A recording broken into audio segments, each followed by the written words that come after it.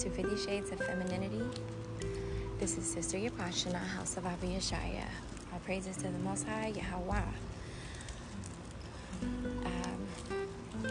This discussion is titled, Put Him First.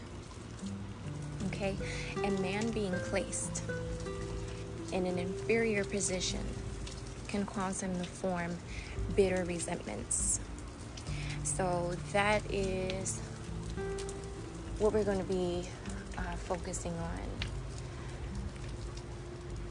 to avoid that, and how we can improve in our marriages by putting our significant others first, our spouse, okay? And so, yes, when they're put in inferior positions, they can form bitter resentments, not only toward you as their wife, but even their own children. A man wants his woman to place him at the top of her priority list. He wants to be king, to which all else in her life revolves. The children, career, homemaking, whatever, etc. This is not necessarily a conscious desire, but an inner need to be treated as a king. Now, obviously, he doesn't want his children to suffer neglect or expect his wife to just let go of all of her other important duties on his behalf. But he doesn't want to be of less importance, and especially doesn't want to feel like he is an inconvenience. He doesn't want to just drop into the background as duties of the family life increases. So be certain your husband does not take second place to anything or anyone. That is the rule. Okay, subconsciously, let's say if a new baby arrives, he may resent it or he may ignore it, and he'll struggle with the feeling of guilt for this lack of love toward his baby without even realizing that it is caused by his own feelings of neglect. Okay? When we make our husbands number one, it does not diminish your sacred duty to your children, nor does it indicate less love for them. You can serve both husband and children without conflict. Your husband does not want he doesn't want you to neglect his children. Okay, he's just as interested in their care and training as you are. But he would like the assurance that your love and devotion does not exceed your dedication to him. Children miss nothing when their father comes first.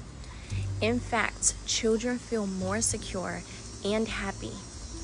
Remember, like we spoke on before, that this is because when you have a happy marriage, it's the foundation of a happy home overall.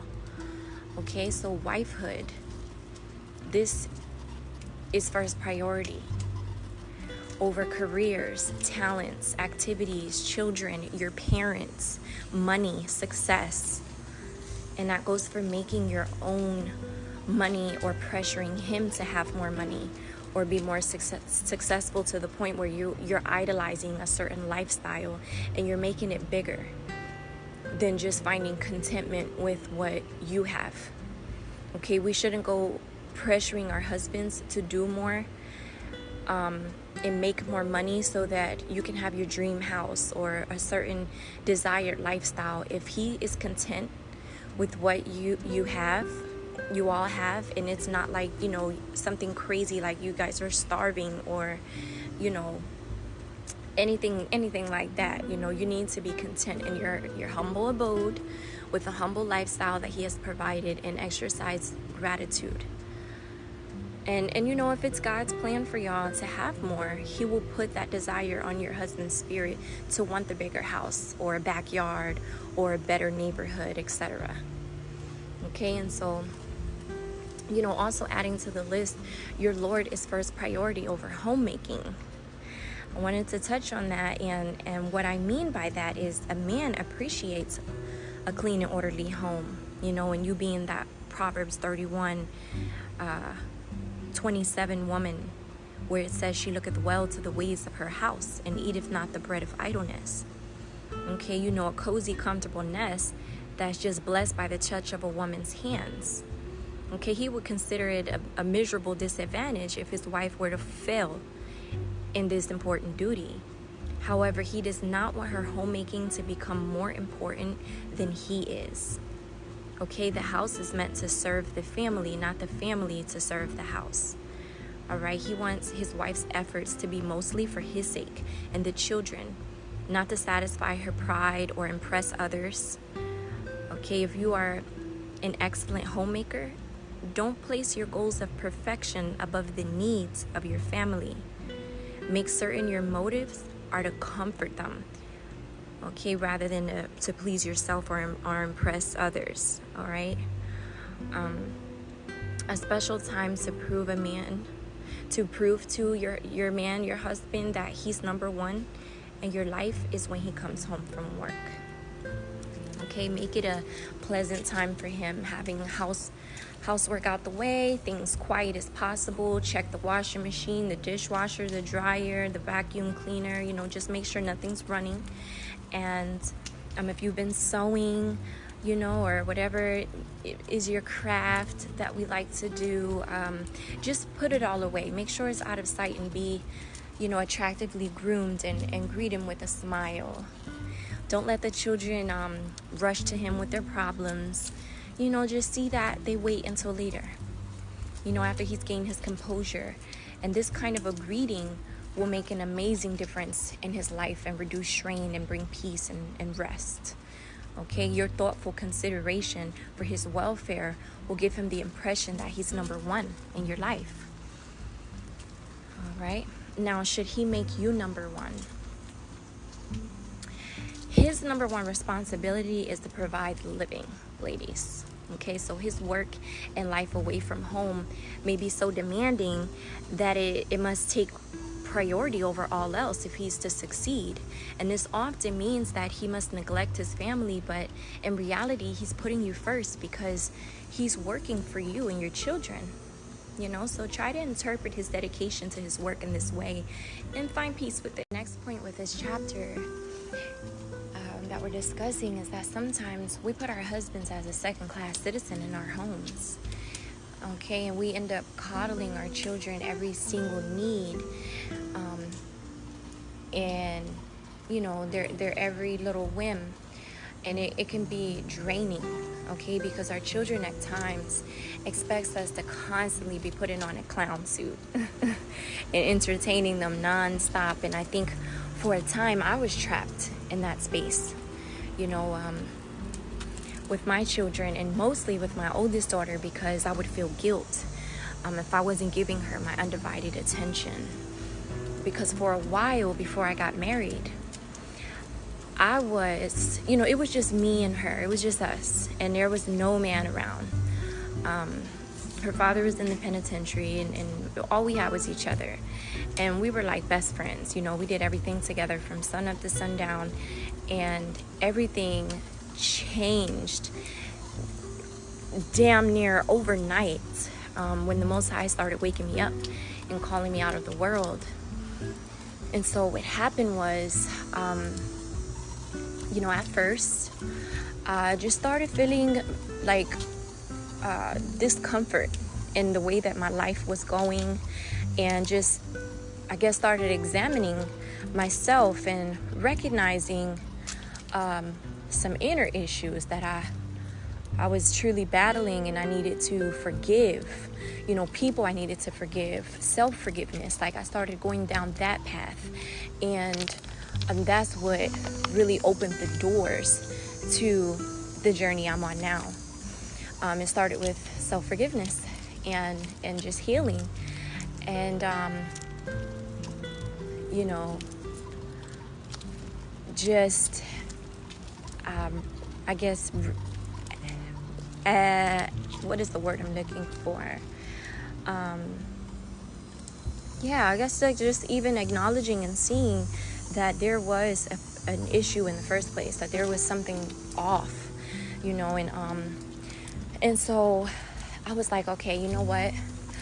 I need to get out of this entire environment, this state, this whole, I don't want to be trapped in a box and that people can just label.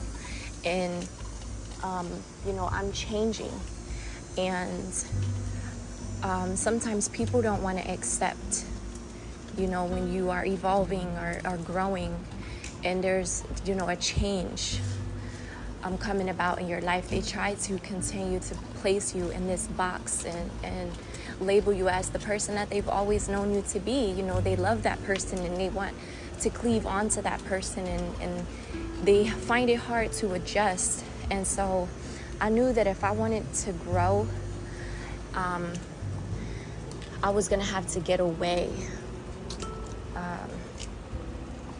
And so I ended up packing everything. Once my lease was up, I ended up packing everything that I had in my little apartment me and my daughter lived in. It was just me and her, and we just rode out, and I packed as much as I could in my little teeny car, and we drove 30 hours, states and states and states away to from New Jersey to Texas. And I did not know a single soul in Texas, but it was just the spirit, like everyone was like, where are you gonna go? And I just kept saying, I don't know. I'm just gonna keep driving until I feel like I've made it to my destination. And that's exactly what I did. I just kept telling my friends and my family, like, I need to find myself. I need to find inner peace, and I need to find myself. And I didn't even know what that meant. But, like I said, that's what I did. And I drove all the way to Houston, Texas, and I had some money saved up. So me and my daughter, we got, eventually got us a little apartment. And, we faced some different battles and struggles with that, but eventually we were situated. And so that was one transition, pulling her away from everyone that she knew, all her friends and our family. And so just trying to adjust to that transition. And then I started reading the Word, and I found the faith, and the faith became my first love. And I found myself. I finally was like, oh my goodness, this is why I was feeling this tug, I found myself when I found God, I found me. And I started to love myself. I started to set healthy boundaries and order and structure, and just implement a little more discipline with myself and with my daughter. And so that was another transition, that she had to adjust to. And then shortly after that, I ended up getting married. I met my husband and I got married, and that's a huge transition, when you have okay, there's never been a man in your life, and now you have a stepdad. And at that point, she was 4 years old, going on 14. And so how that can go, but then I began to bear other children, and I had 4 back-to-back pregnancies. So my life was dedicated to bearing, during my childbearing years. I was a homebody, and it was no more ripping and running and, what she was always used to. And for 7 years, I was either pregnant or nursing one of my babies for a whole year before I weaned them. And, that's a full-time dedicated work. So we were still very close, my daughter and I, but it was evident that she struggled with all these different transitions and the adjustment, and my marriage suffered because of it. I did everything to comfort her even if it brought about an argument with my husband or put a certain spirit on me to buck up against his authority, And so once I realized what was really happening, and it took a while, right when I began working on that area and prioritizing submission and getting in order, things were going really well in my marriage. And my husband ended up in the hospital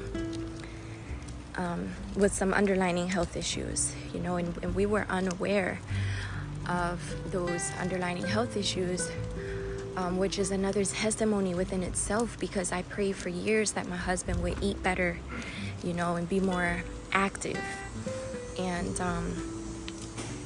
get more, just structure with his self-care, because my husband loves sweets, and I learned, all right, well, I'm not going to nag him, accept him as his whole self, and that included that, but I never gave up praying about that. And the Most High had to allow him to suffer a very hard time, and he ended up in the hospital, and he was in an ICU, and he had to undergo surgery, not once, but twice. And so it was really a scary thing, because I started having, those thoughts, like what life would be like if I was a widow. And I never had imagined life without my husband, Once we got married, it was like I couldn't even, it was like I couldn't even fathom who I was, in the world, just roaming around without him. It was like without having a head, just a body floating. I just couldn't even imagine life without him at that point. And so that whole week of him being away and me just being home, while he was in there, suffering, it was very sorrowful and painful. A very sorrowful and painful time for me. But, the Most High meant it for good. He was answering my prayers to bring about a change for my king, to just be a better version of himself and glorify God in everything, and how well he takes care of his temple. And he's, oh my gosh, he's just a totally new man now. His eating, just how dedicated he is to getting up early and prioritizing his exercise. And he looks like, he even says he feels better than he did when he was in high school, and it's just amazing. But, that whole experience with the Lord answering my prayers, and brought about the change like that. I know that my husband could have died in there, and they weren't allowing visitors, because of that whole COVID thing going on. So that really, really hit home for me, and it humbled me, and it opened up my eyes and just made me appreciate my husband more. And just in a very deep way, very, very deep way. And so just make sure that you don't fall in a trap of not putting your other half first. Okay? He is who you are one flesh with. And sometimes our children, when we take some time to ourselves or save space for our marriage, they don't know, okay, what am I going to do without Amma? It's like they want you to think for them with everything. My son comes to me all the time like, Amma, do you have anything for me to do, because they're watching something on the computer that I don't want to watch. And boy, yeah, it's like, okay, Kaparian, let mama see what else you can do, when I'm trying to just take my little break. And I tell them okay, you guys can watch something on the computer, and they can't agree on something. Then it's like, okay, well, I need you to tell me something else I can do with myself. And so, but I'm here to tell you that is not healthy. Not only for your mental wellness, but for them as well.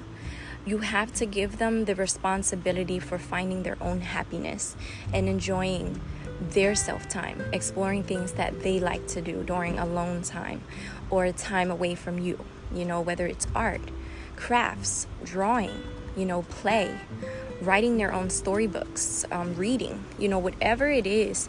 Set boundaries, okay, and encourage them to explore their talents and to learn what they like. But have a healthy balance and always stay in order, okay? It's God first, spouse, and then children, okay, and everything else after that. So the assignment is to tell your husband that he is the most important person in your life, and improve by your actions that he is. Yes, and before we wrap it up, I want to make a mention, because it would go against my character to take full credit for this work that I put into these Quiet Wife discussions. I would nearly call this an audio reading of Fascinating Womanhood by Ellen Andelin. However, I personalized this book with my own life experiences that testify to these chapters and what was brought forth in this reading. And of course, I give my own wisdom and interject scripture verses that the Lord has given to me to further bear witness to this information that's being brought forth. But a lot here was highly inspired. So, and also next, I'll be doing a review and discussing another book that I find to be very interesting as well. And it's called The Proper Care and Feeding of Husbands by Laura Schlesinger. And I may approach that one a little differently by just highlighting certain points throughout the chapters and expounding on it. Not really focusing too much on the chapters itself, but just certain things that stood out to me. Okay, so stay tuned for that. But yes, I have a lot of other books that I would also like to recommend for sisters if you're just a big reader like I am. But I've personally just been really enjoying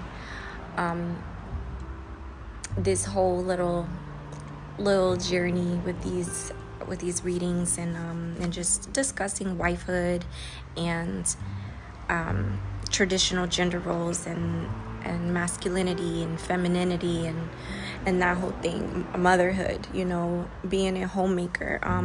The next discussion that I'll be uploading is going to be on masculine and feminine roles. So hopefully by the end of this week I can do another upload on that, which will be my interpretation and personalization of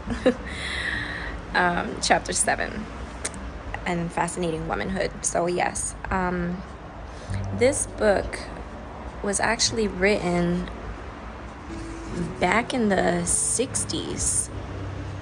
Okay, and